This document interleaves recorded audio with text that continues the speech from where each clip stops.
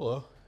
Um, so for today, I wanted to talk about integrating spiritual experiences. Um, this is, what I could be getting into today is based off of my own personal experience and accounts I've heard from others. Probably what I'll be drawing from is mostly personal, um, meaning my own experience and experience of other people I've had direct conversations with. So in person, people I've met, friends um, who are also on the spiritual path. But I might also be just referencing stuff that is in my sphere of awareness. For me personally, I it happened when I was 24, I think. Uh, I had a spiritual experience in late May when I was 24, so that'd be of the year 2023, late May 2023. I had a spiritual experience, a spiritual awakening. And, basically, earlier in that year and the end of 2022, I was having a pretty rough period in my life. It was just nonstop things not working out, jobs, housing, everything. Just kind of my health. It's just everything was coming from at me left and right. Things not coming together correctly, and it was kind of having a. I had the blues. I was a little downcast by the hand life was dealing me, so to speak, if we're using a game of cards analogy.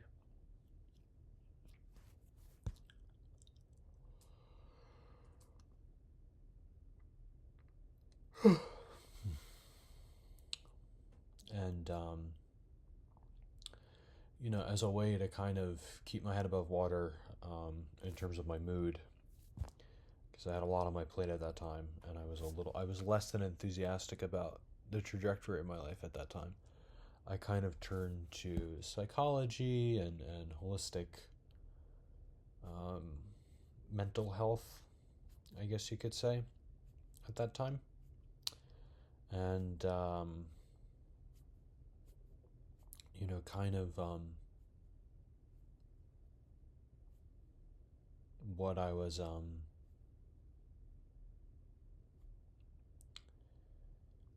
I began to experiment with stuff that was a little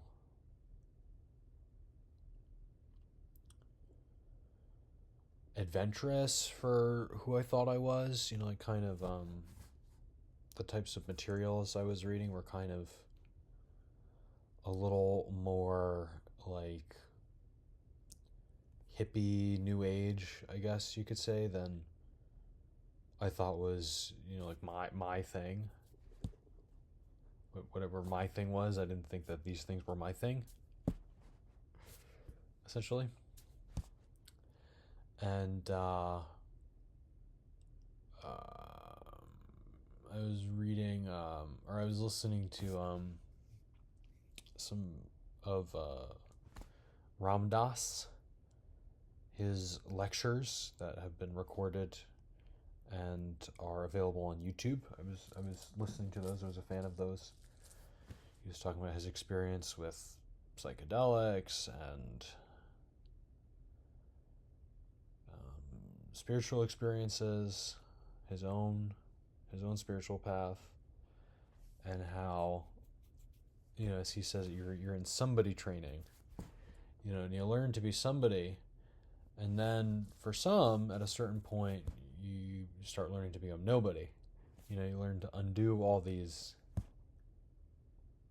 aspects of your being that you thought you were, and you realize, there's really something more primordial about me that's important, and everything else is just kind of this covering on it that's not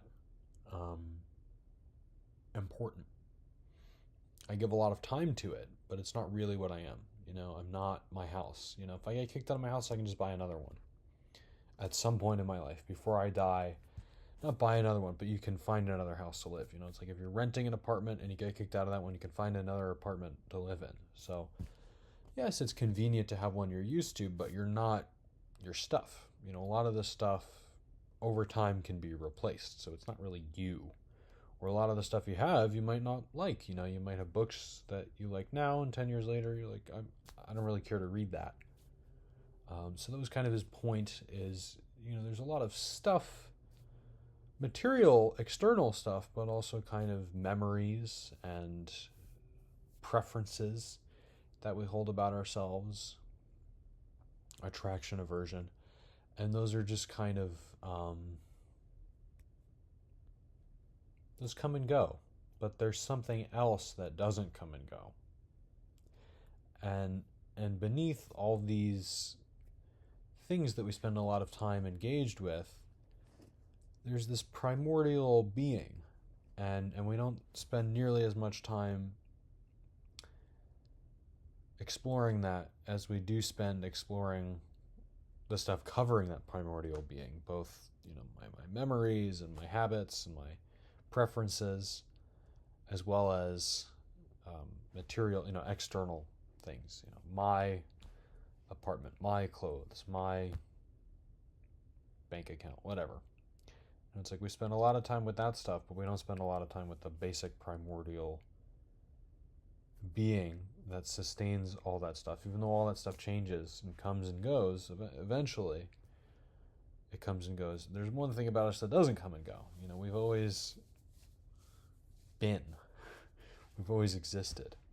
So that was kind of his point. It was very eye-opening, and that point kind of stuck with me. There's a lot of other spiritual stuff that he was saying that didn't really.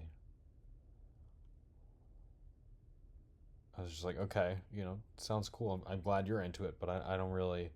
I guess I was agnostic at the time, and so I was like, I've never experienced anything like that, so I don't know.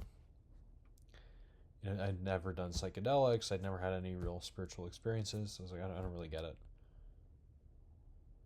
And then he was talking about Baba Muktananda and his book, Play of Consciousness, and I started reading that, and that was very interesting. And I mean, that was really out there when I bought that book and I was reading it. I was like, why am I reading this hippie mumbo jumbo? I don't get it.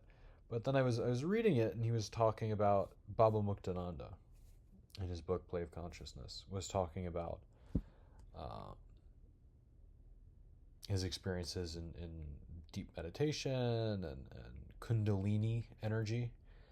And I realized that as I was reading about the Kundalini energy, I was feeling like tingles running up my spine as I was reading about it. And I realized, I've been feeling chills up my back my whole life. I just didn't realize. I thought that was some kind of nervous system quirk. I didn't realize that was energy in your body. And I realized, this energy would fluctuate depending on what you're thinking about. So if you're trying to decide something, if there's something that's resonating with you, I would feel these chills. And if I wasn't resonating with it, I feel nothing. And so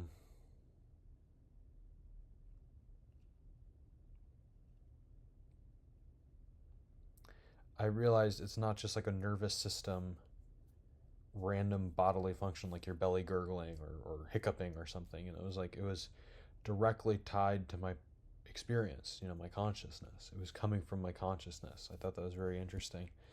And I got very into meditation and you'd have visions when you meditate and stuff. Like, it was very interesting, very eye-opening. I was like, okay, there's stuff I can't really explain that I am experiencing. And then I had in late May of 2023, I had an experience where I was lying down. I was getting a massage at the time, and I started feeling these, I was on the table, deeply relaxed. It was a lymphatic drainage massage. So they're basically going, the one I received is they go from your neck and your chest down to your abdomen and then down to your legs. And they're basically opening up all your lymph nodes so that they drain their liquid and your whole lymphatic system is being like detoxed, essentially, um, which is powerful. Yeah. And I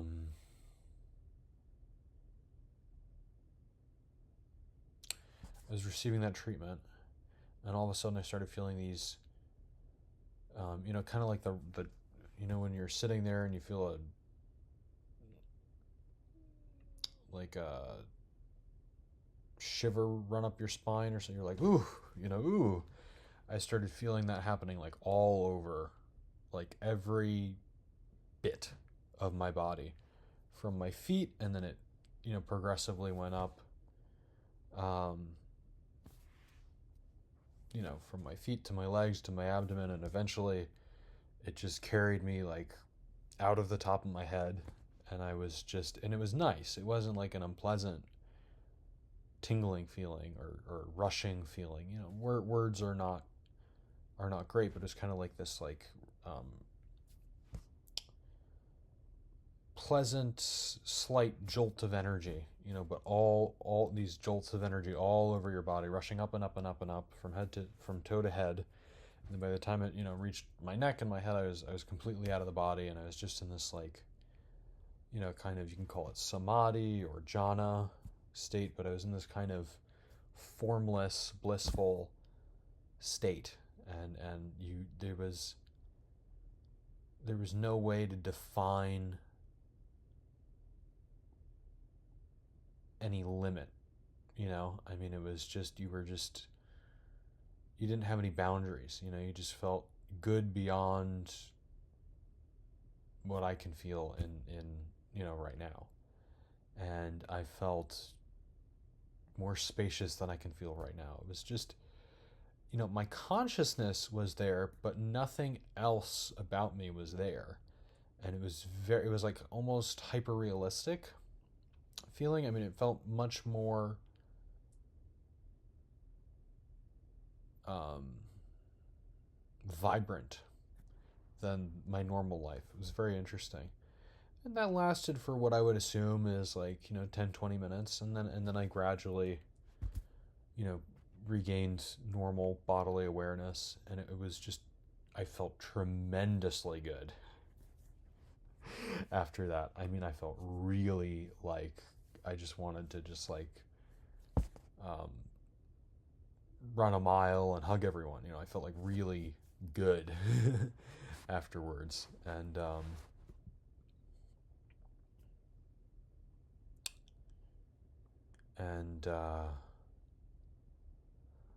it was very interesting because that was my experience, but somehow when I came back from that, I had a knowing.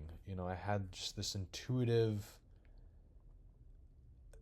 memory residue from what just happened, that I experienced the full nature of my own heart. When you look at someone you love, or you look at something you want, and you feel this like attraction, and you're like, ooh, I want that.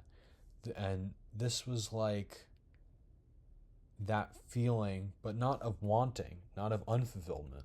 It was the feeling of fulfillment. It was the feeling of attraction and fulfillment completely, absolutely, love and fulfillment, absolutely. It was just nothing was lacking about it. It was completely complete. It was absolutely complete. It was very nice, beyond what I've really ever experienced outside of that. I mean, you meditate and you might get a teeny little flash of that, but it was, like 20 minutes of like feeling like everything I ever wanted or could be, I was. I mean, it wasn't like mind-blowingly amazing. It was just like, oh yeah, this is right. Like, it just felt so right to be like that. and you're formless. You can feel, it can be an undefined amount of space filled with unlimited loving fulfillment. It was very nice. I mean, it was like a real feeling of rapture. Um,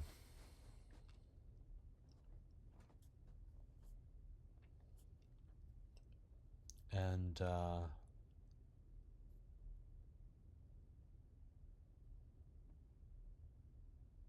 and when I came back from that, I just kind of understood. I just knew. It's like I had a memory left over from that experience, even though the experience as I just described it is what happened to me. And yet when I came back from that, it's almost as if something had been communicated to me during that I wasn't aware of, and I remembered what had happened. That's the kind of level of knowing that I had. It was like I was recalling a conversation. It was like almost coming from that part of my brain, or my memory. And I basically was able to intuitively, deeply recall after that experience that I just experienced my own heart. It's right here. It's right in the heart, that feeling. But normally we experience like this much of it, and I experienced all of it. So I got to experience my full heart as unlimited space. And it was like if your heart is filling all the rooms in a city. It's not just like this little, you know, I don't know, like um, ping pong ball sized feeling. It's like, a whole city's worth of that, like, ooh, love, I want that, that kind of feeling. And I understood that I just experienced my own heart. And my own heart is in every other heart. It's that is my nature.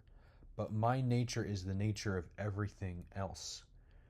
My heart and everything else's heart are non-different. And and after this experience, I felt very good. For the rest of the day, I felt amazing. I felt very energized, very just flourishing, thriving kind of feelings. But I also felt very sensitive to everyone's feelings. I really didn't want to be mean to anyone. I really was like kind of petrified of people like being mean to me, or mean around me, or me being mean to them. It was just like any like not friendliness kind of feelings was just like really icky. It was like, no, that's, I don't want to have anything to do with that. Nope, nope, nope. No, no, no, no, no, no, thank you. So I was hyper, hyper, hyper sensitive to feelings of like discord, of like social discord and resentment and hostility and um, aggression. It was just like, no, that's not for me.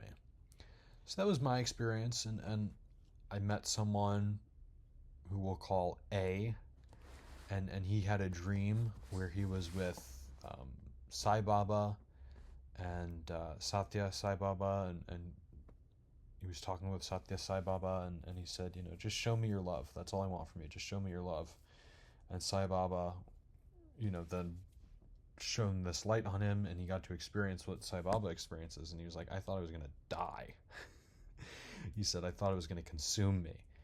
There's another account I've heard of, secondhand, of a guy who was in Samadhi, who we'll call D, and he was experiencing this thing that um, was very similar to what A was talking about, where you feel consumed by this cosmic divine love that is so powerful you think it's going to kill you.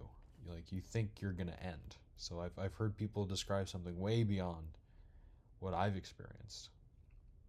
And there was another lady who we'll also call D, who I know personally, and she had an out of body experience very similar to mine.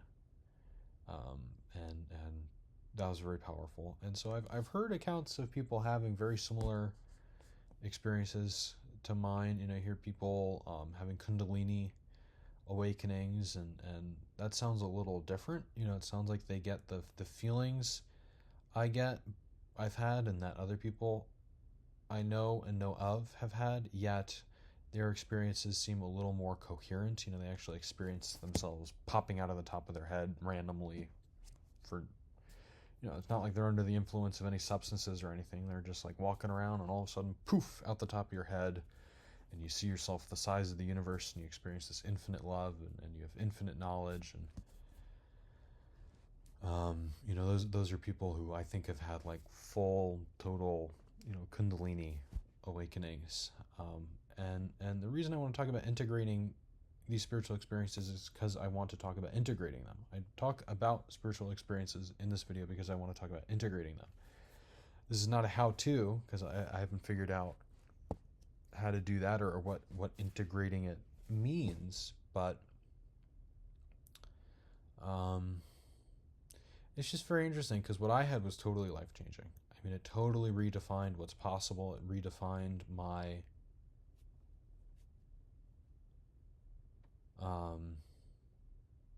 notion of what's important and what to head towards. It made me very sold on enlightenment and meditation and a spiritual way of life, when I'd been, a few months earlier, totally agnostic. And now I was certain that you can get enlightened, and that I want to be enlightened. After my spiritual experience, it made me feel like I've started something, and I don't care what it takes. I want to finish it. I got a little taste, and I want to take it all the way now. I want the rest of it.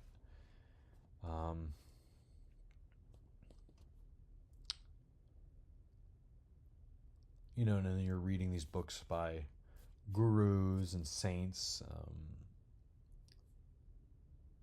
and they talk about these states and these deeper experiences, and you're like, okay, I'm sold. Like Autobiography of a Yogi by Paramahansa Yogananda is a good one. Play of Consciousness is a good one by Swami Muktananda. There's the I Am discourses, which I wouldn't necessarily recommend, but I read them and they're compelling. There's Ram Dass's works. There's this book by Bhagavan Das. It's Here Now, Are You? I was reading books like this, and I was very, among others, I'm sure there's others that aren't coming to mind, but I was very sold on the whole notion. The truth. No, it's Nothing Ever Happened by H.W.L. Punja, I think his name is. He's known as Papaji. That book there's also some interesting stuff in there. I've only read like half of the first book of that 3-volume series, but it's very interesting. And basically, you hear about these people who have these very powerful spiritual experiences, much more powerful than mine. And for me, it was kind of hard to go back to being a human. It's like, I just want to be formless. I just want to be blissful again. It's like, I don't care what you have to sacrifice or how much work you have to do.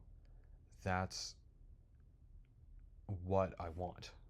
I only want that.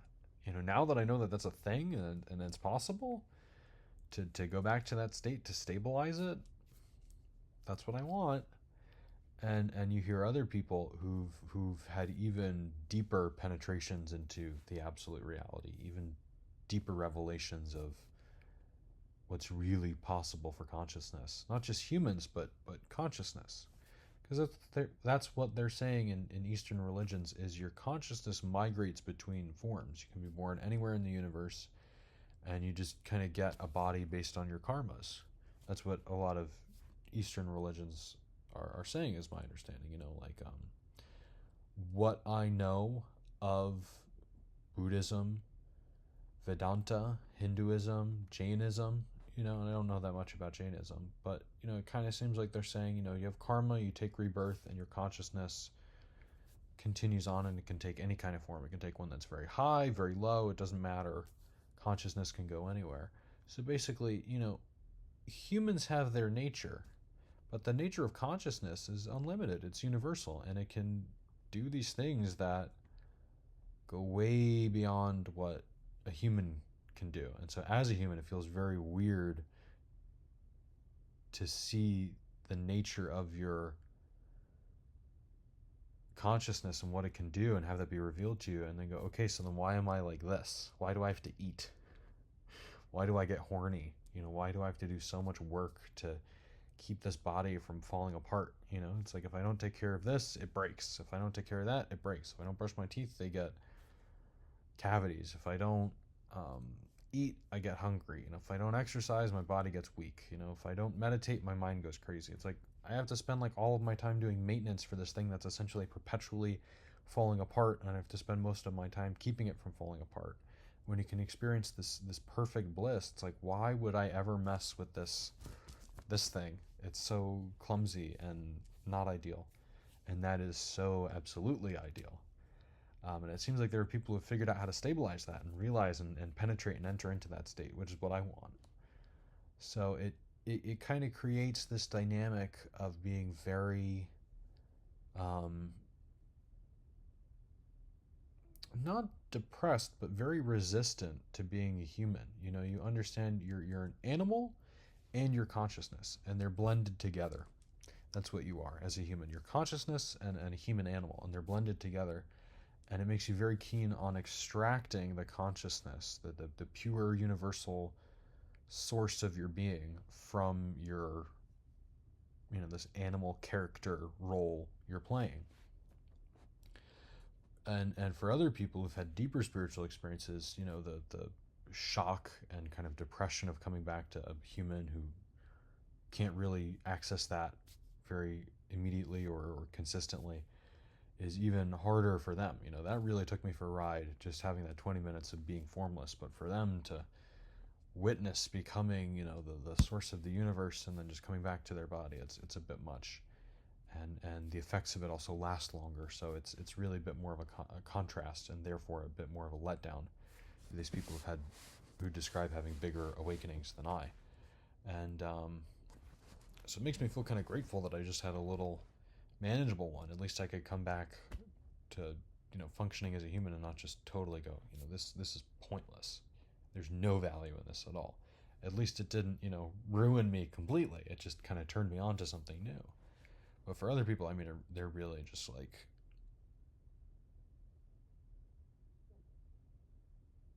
so shocked by it that they can't really reintegrate into any kind of normal functioning, finding any value in functioning normally. They're just like, I don't get it, to a certain extent.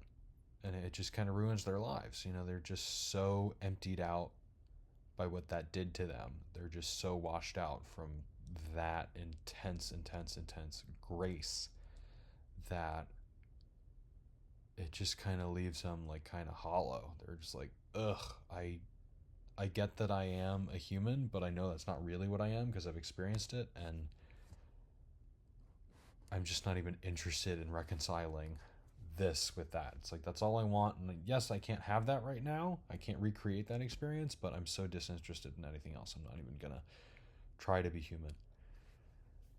Or, that's not really a great way of phrasing it, but it's like they're so disinterested in it. It's kind of ruined them. And so I guess what I wanted to talk about with 1 minute left is integrating that. And basically, my take on integrating these experiences is we are that. We are always that. Before we die, we're that. After we die, we shed the form and we go back to being formless, and that's what it's like, and it's great. And then, in between being fully in that, we come into physical forms. That's reincarnation. And we're always that. We're that right now, but it's subdued almost entirely by our attachments. And attachments doesn't mean you're a bad person for having things you like. It just means you're so busy, so caught up in surviving and being who you think you are, that you're not taking any time to reconnect with that and build a momentum. It's my timer. And build a momentum to really break through this layer of egoic mind to penetrate deeper into the deeper, more primordial parts of your being and really directly experience those. I'm so busy paying bills and eating and being Daniel, I don't take time to meditate long enough to really get to the deeper layers of my consciousness and experience the profundity that's always there in me. I'm just not connecting to it,